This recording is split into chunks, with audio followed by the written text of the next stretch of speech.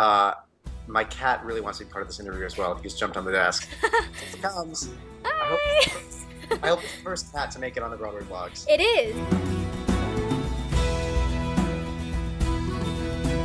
So, how are you? I'm good. Where are you calling from? I'm calling from South Carolina, from Columbia, South Carolina. Where is he? My sister just moved to North Carolina. Oh, nice. All right, so today we're here with David Alpert, and you were the, I'm going to say this wrong. On for what If show? Then. For If Then. I was the associate director on Okay, If Then. right. Associate director for If Then. You are working on Tanya and Nancy, the rock opera, at the moment. And you have an organization called Living for Today, and we'll talk about that later.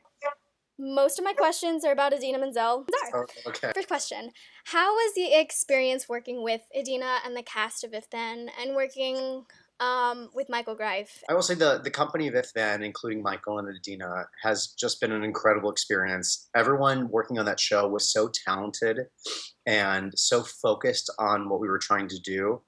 And it was really exciting to be working with such Broadway luminaries, and we became one giant family. I know I heard many people say that through social media, they're saying that we're all hanging out all the time during the run, and that was very true. We were really a big family, and it was great to work with everyone. Everyone was so smart. Michael Greif's direction is he's a really smart guy, and as Idina led the company, her personality and work ethic really trickled down to everyone, and it made it a really enjoyable ride. How did you begin your career, and did you think you would get this far directing Broadway and all these other amazing shows? Gosh, I mean, the short answer is I had no idea. I've always wanted to be a director. In fifth grade, I did a project in school that was, what do you want to be when you grow up? And I said, I'm going to be a director. And my teacher said, Hollywood. And I said, no, Broadway.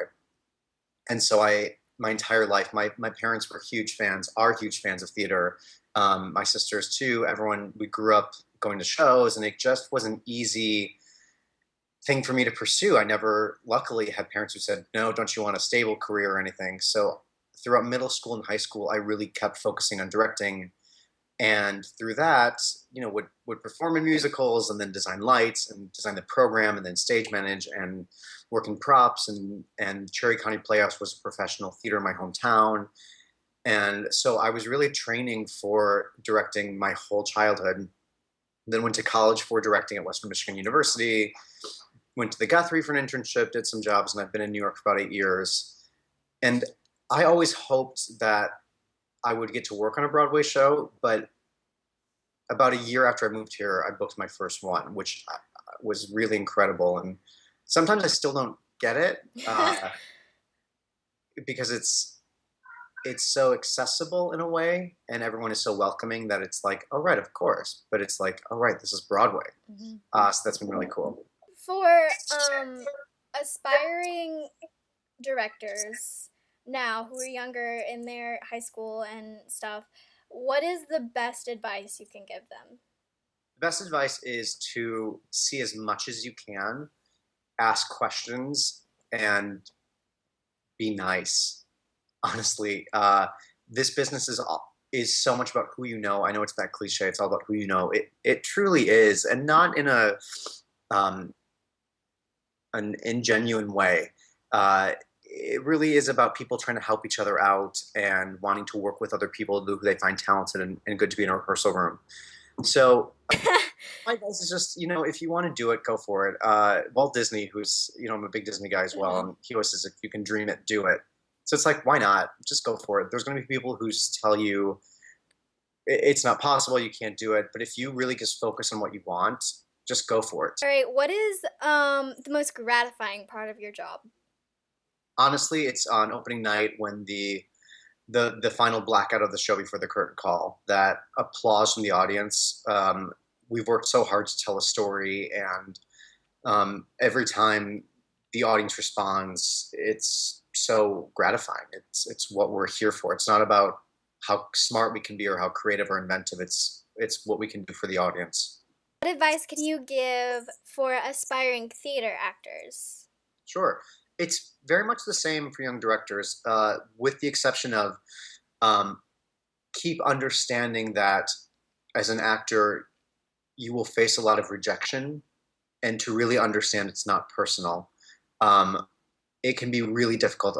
All of my friends are actors, and I watched them go through this process where they put themselves out there and they're so vulnerable.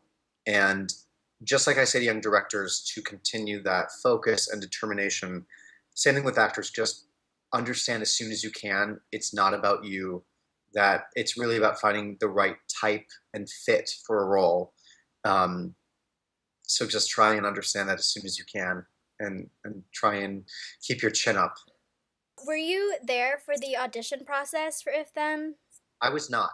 Okay. A lot of the Broadway shows that I'm the associate for, um, some of them have traditional audition processes, some don't. With Trip to Bountiful, it was mainly offers. I would help that director in coordinating, but no, I was not part of the audition process. Okay, what is the best memory you have of the If Then cast on stage or off stage? Oh my gosh. Um, that is a great question. There's so much. Um, there was just so many fun times going out in DC or in New York. Honestly, the closing party was a lot of fun. It also happened the day before my birthday, so that was fun. Um, some of my most cherished memories are though are late night at the theater with Michael and then Tom Kidd and Brian Yorkie talking about rewrites.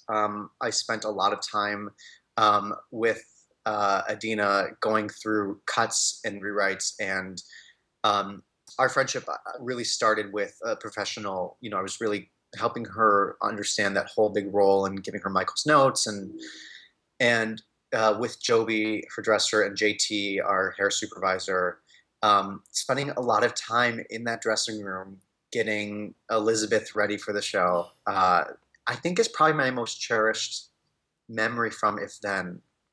And on the closing party, the four of us took a picture, and it was a really nice moment of like, I spent so much time with them, and it was really great. Is there a show that you haven't directed that you really want to direct now?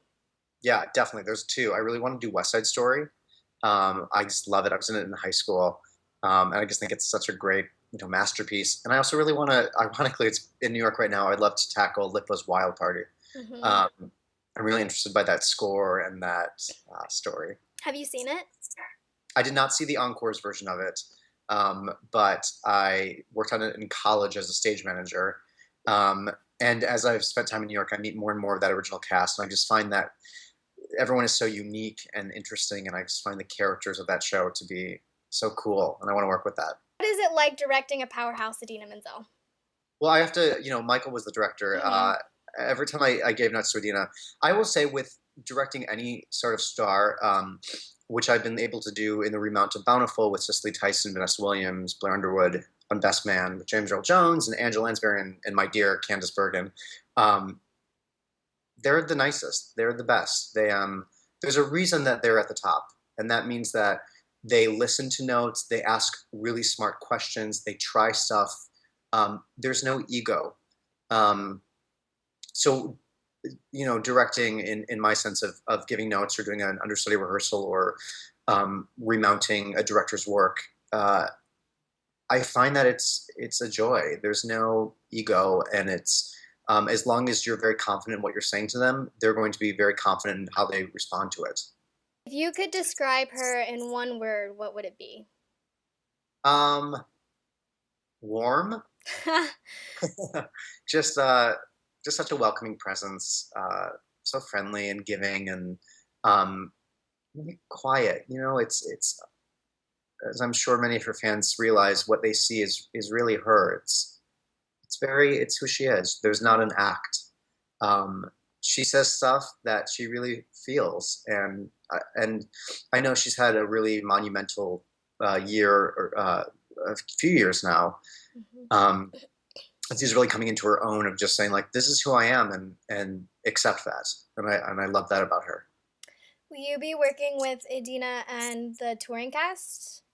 I will. I hope that's okay to say. Nothing's official yet, but yes, I'm looking forward to returning to the company and working with Michael again, and sharing what I think to be a really original and important story with the country. What is your favorite theater experience? Yeah, I mean, I will say, like, when I see a show, it's always, and I've talked about it before, that applause after the final moment of the show always gets to me. I just saw American in Paris the other night with my family, and same thing right before the curtain call when the audience is just applauding for what they just saw. I'm always moved by that moment, and I try and just soak that in and understand that this business is really difficult, and there's a lot of rejection and critics and difficult things that we have to deal with and deadlines, and it's just a nice reminder. For me and anyone who knows me or follows me on Twitter or anything like that, my senior thesis of college, I directed Little Shop of Horrors, Mhm. and I will always cherish that because it was the first really musical I directed, and I had had some challenges directing and finding my voice, and I did that show, and I just was able to really dig in, and I got it. I was like, this is what I'm doing, and this is what I'm meant to do. And it was a really magical experience. So every time I'm kind of lost in my way, I go back to that experience and remember how that felt. And one of my mentors saw it, and he said, David, you can go to New York and do this. So it truly was my if then moment. I was going to go to California and work for Disney, hopefully, and but I was like, you know what? I'm going to try going to New York and give this a shot. And 8 years later, it's going okay. Can you spill any details about the tour? Um, and the only thing that I really know that's public shares is the itinerary that Adina is going to be part of it, and that we open in Denver. That's really all that is out there right now, and that's all I honestly that's all that is official. I Hmm. believe that's been told to me. Random question. Have you ever met Kristen Chenoweth, and what is she like? You know what? I did meet Kristen backstage. It was a benefit for John Kander, and I met her so briefly. This must have been my first or second year in New York, and it was the same night I met Cheetah Rivera and Joel Grey. It was just a night of Broadway luminaries, and I met Kristen. I remember her soundstage left. It was very brief. I shook her hand. She had a great smile. I just remember thinking, she is so small. And then I got to see her in 20th Century, and I was like, she is has such big stage presence and such a great voice, and I think she's such a gift to the Broadway world. And having worked with Adina now, I wish I could have seen that original company Wicked because they truly are opposite, and that's so I think dramatically exciting. But I haven't been able to have an in-depth conversation with her. I'd love to one day, though. Can you tell us about your organization Living for Today? Sure. The organization is Gilana's Fund. My sister, about a month and a half after I moved to New York, passed away unexpectedly, and she was 26. And our hometown raised a lot of money. And the next year, I wanted to direct something in the city, and it became a benefit concert for my sister's fund. And we had Stephanie DeBruzzo and Carly Gibson and Kate Rinder as the first year, and we sold out, and it just got bigger and bigger and bigger. And every year I do it, and we've moved downtown to Joe's Pub. And so Living for Today is a concert featuring a lot of Broadway stars, friends of mine that I've worked with. And we put on a concert to raise money for Gilana's Fund, which celebrates acceptance, whether it's acceptance of each other's communities, of each other individually, or accepting ourselves as who we are. And it's always a really fun night. We've had amazing guests come from Vanessa Williams to our friend Adina, Jim Dale, Candice Bergen, Titus Burgess, Tony Yazbek, Lena Hall, just amazing people that come and donate their time.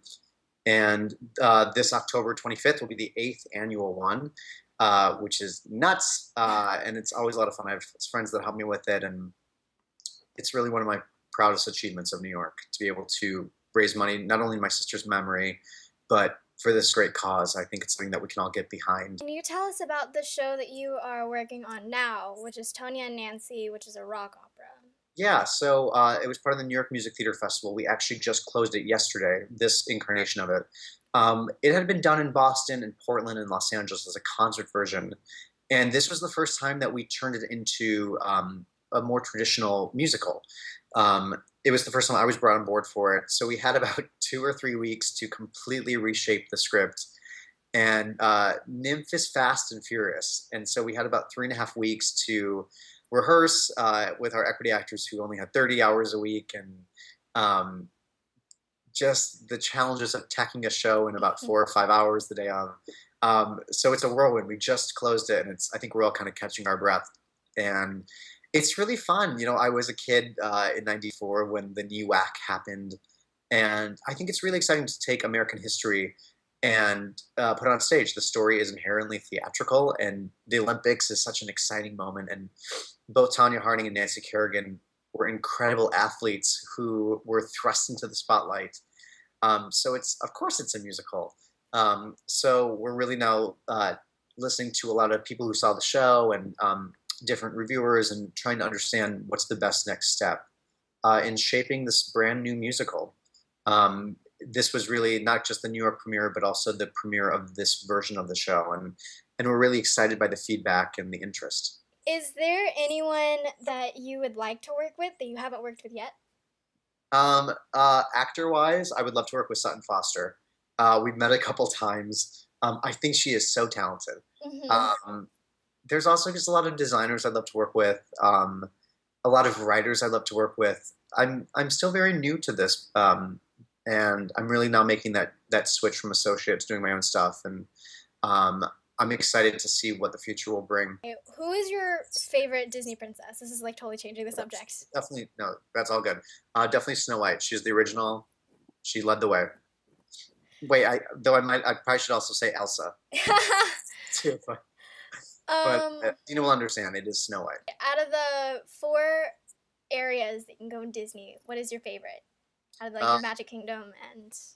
Well, I'm a very true Disneyland fan, as I'm sure you're aware. Today is the 60th birthday, so I'm very excited about that. Honestly, in Disneyland, my favorite is I guess it would be considered Fantasyland because of the castle. I'm a big fan of the hub of the park. I've only been to World once, so in terms of like choosing like Magic Kingdom, Animal Kingdom, you know, Epcot, that's all great. I wish it all the best, but I'm very much a land boy. My dad's from LA. He went opening summer. My mom ended up in LA. They both went to college there, and I spent a lot of time as a kid in Disneyland, so it's very special to me. And that's what's cool about doing theater. Disneyland is truly a huge musical in terms of theming and characters, and they go hand in hand. And I still hope to one day work for Disneyland. Is there a Disneyland world in the world that you would like to go? You know what? I've been to Paris because my mom is from Paris. I've been to Tokyo. I've been to World and Land. So I still need to hit up Hong Kong and Shanghai. I'm hoping that'll happen soon, just to knock it off the list. I've been to all of them. When you've been like called and asked if you will direct or assist someone who is directing a show, and you walk into the theater, what pops into your head? Walk into the theater or the rehearsal room? Both, I guess. Like the first day of rehearsal, what I always look at is I really just take a look at the room and I want to see how people are interacting.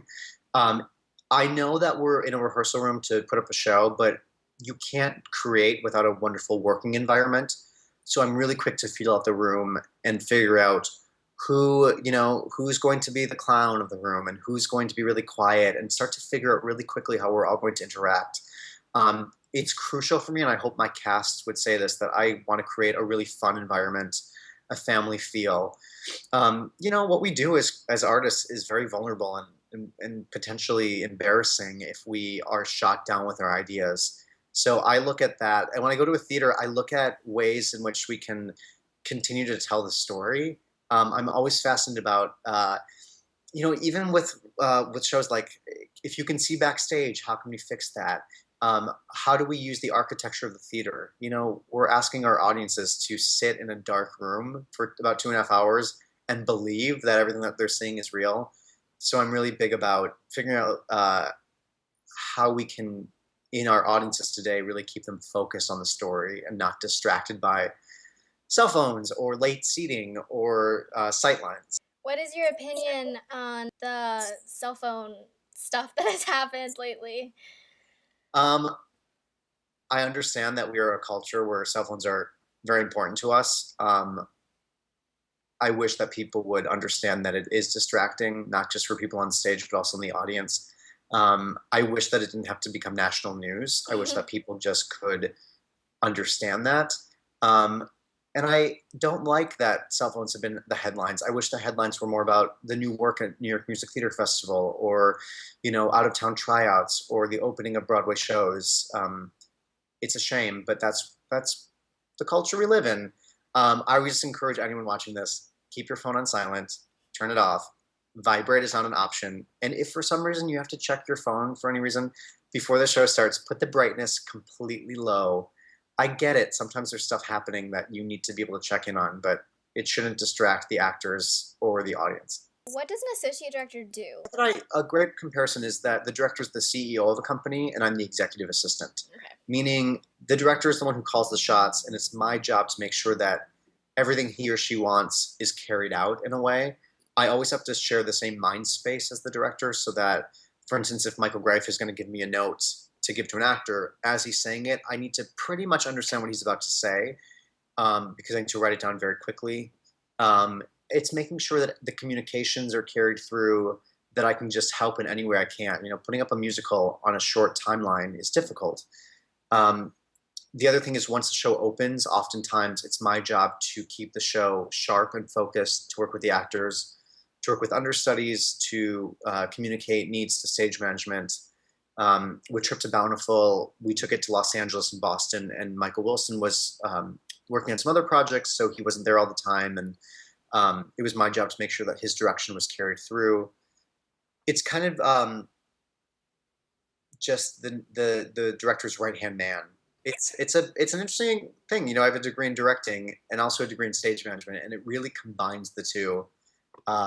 Where, you know, do I want to be directing? Yeah, of course, but being an associate has been kind of like grad school, getting to watch these master directors and really be right there, to be in the note sessions and the rewrite sessions, and it's a lot of work. Yeah. Is there a show on Broadway now in this season that you would really like to go see or see again if you've already seen it? I haven't seen King and I yet. I'm a big fan of Rodgers and Hammerstein. I haven't seen that yet, so that's the one I really want to go see. Do you plan on seeing Hamilton? Yes, of course. Oh, there's Henry. Who else wants to see it? I'm really excited to see it. I wasn't able to see it at the public, but I just am such a fan of new musicals, and clearly the buzz is great, and I'm excited, especially to go back to the Rodgers and be in that space again. My friends were talking about going to go see it, and they were like, I don't know if I can even step back into the Richard Rodgers after If Then.